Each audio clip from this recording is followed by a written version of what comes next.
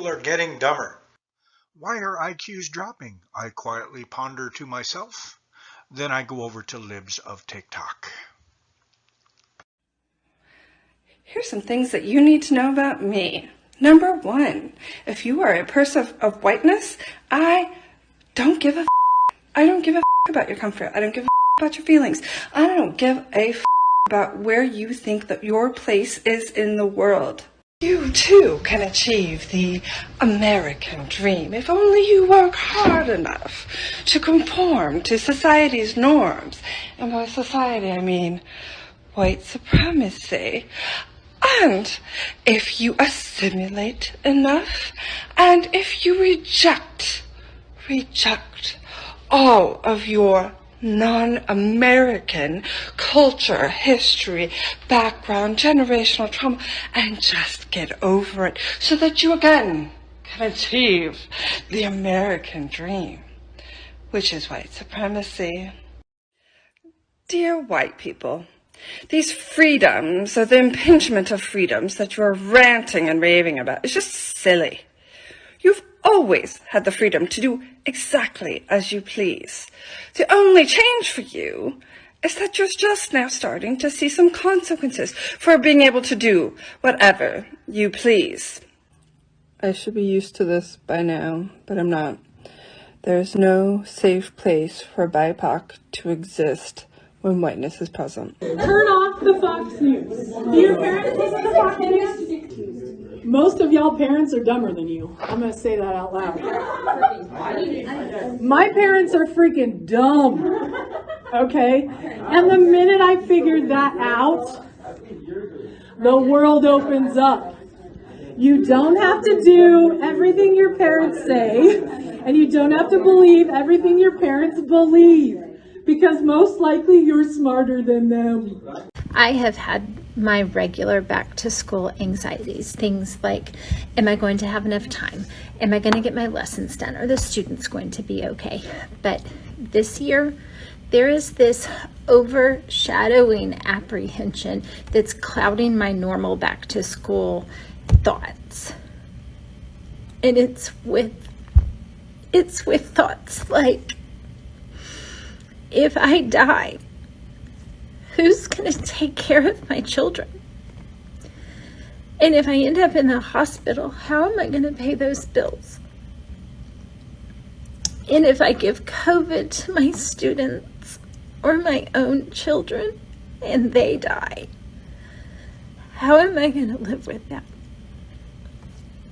And I want you to ask any teacher how they feel this year, and I'm sure that they will tell you that they have never experienced anxiety like this, because it is like we are trying to protect our students from a mass shooting that we know is coming but cannot do anything about. Except we can do something about it. It's just that not everyone agrees that wearing a mask will stop the onslaught of students and staff who are likely to become sick, and that makes me sick. And in the meetings that I have been to since we've been back, I hear teachers planning like regular, but I also hear them having conversations about finding affordable attorneys so that they can make a will. And we're talking about making emergency sub-plans and quarantining and going to the hospital.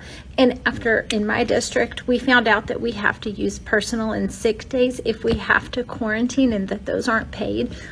The constant dialogue is how those bills are going to get paid. And we're wondering what legal rights we have, because we don't have mask mandates in place across the board. And across the board, we're worried. And we're tired of fighting parents who feel like mask mandates violate rights.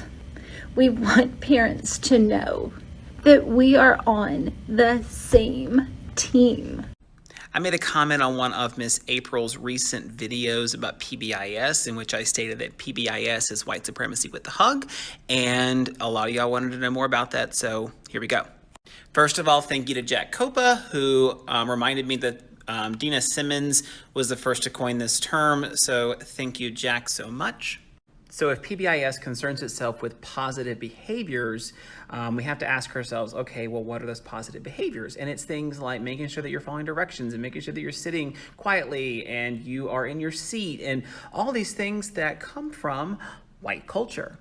The idea of just sitting quiet and being told stuff and taking things in a passive stance is not a thing that's in with many cultures. So if we're positively enforcing these behaviors, we are by extension positively enforcing elements of white culture, which therefore keeps whiteness at the center, which is the definition of white supremacy.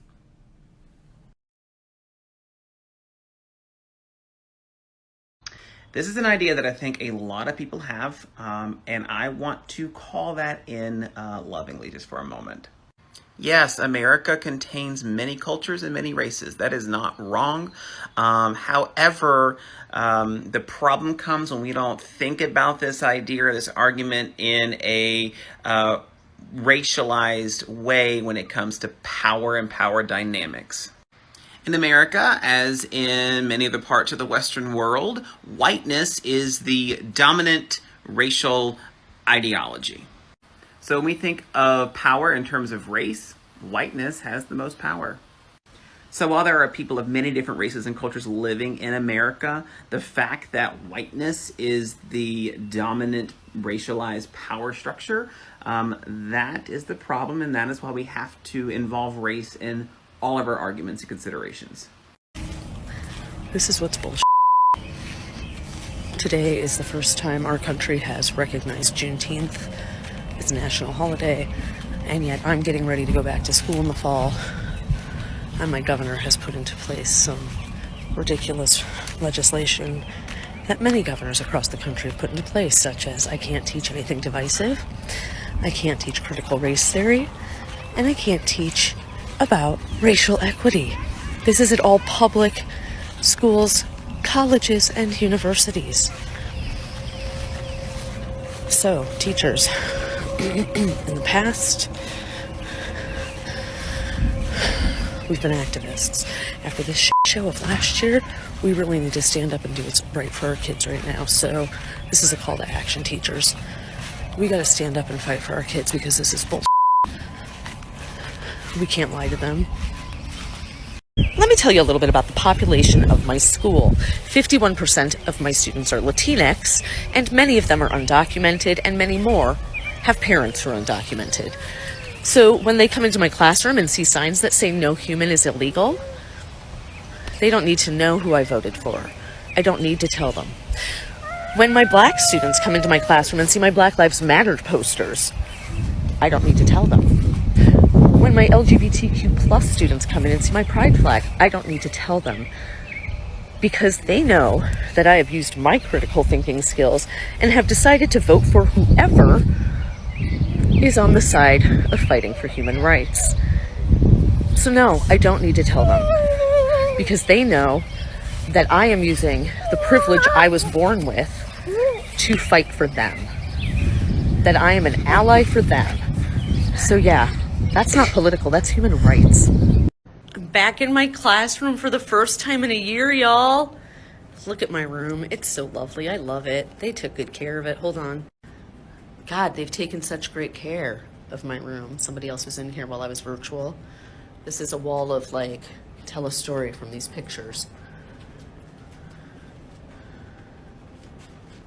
My students with their I am more than.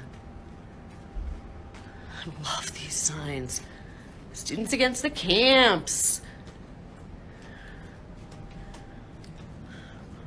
Look at this, you guys. I can't wait to be back with them in person soon. Looks like it's time for another teachable moment with Ms. Magoo. Critical race theory. Critical race theory is not teaching our white children that they are bad or racist. No. Critical race theory is literally unwhitewashing our curriculum. It's teaching the history of this country, warts and all. My posts really seem to get under your skin, and I highly suggest that you stop being willfully ignorant and start educating yourself. Some great places to start would be by watching the documentary 13th, the documentary I Am Not Your Negro, reading How to Be an Anti-Racist, and this one might be especially important for you, reading White Fragility.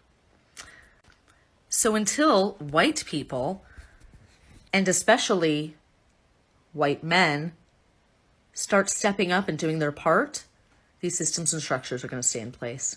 We need to tear them down. So I have one of my students here, and I wanted to answer this question for you all. What do I do, or what do you do if you mess up and say Miss Roby or Mrs. Roby? What happens then? Then I'll just say Teacher Roby. What do I say sometimes if you mess up sometimes? Teacher Roby. I just say Teacher Roby, and then what happens after that? And then I say it. And we just move on? Yeah. There's really not anything, it's not a big deal. No. Do I ever hurt your feelings if you mess up? No. Okay. But overall, how do you feel about calling your teacher Teacher Roby? Fine. Is it weird? No. You're cool with it? Yep. What do you have to say for all the people who think it's weird? Stay at the comments. Stay out the comments. Let them know. Okay, Alana, I love it. All right, let's try this. 1, 2, 3, all eyes on me. 1, 2, eyes on you. Good. So like I said, a lot of people have a question because I'm a non-binary teacher. So to my 4th grade class, what do you guys call me? Teacher Roby. And y'all are cool with that? Yes. Exactly. It's that simple. New research finds IQ scores have been decreasing for decades, and the environment is to blame. IQ scores have been steadily falling for decades, but genes aren't to blame. Their environment is at fault. New research published this week in Proceedings of the National Academy of the Sciences of the United States of America examined the IQ scores of men born between 1962 and 1991. Researchers found that scores increased for men born between 1962 and 1975. I was born in 1968, which might explain why I'm so much smarter than your average loony leftist.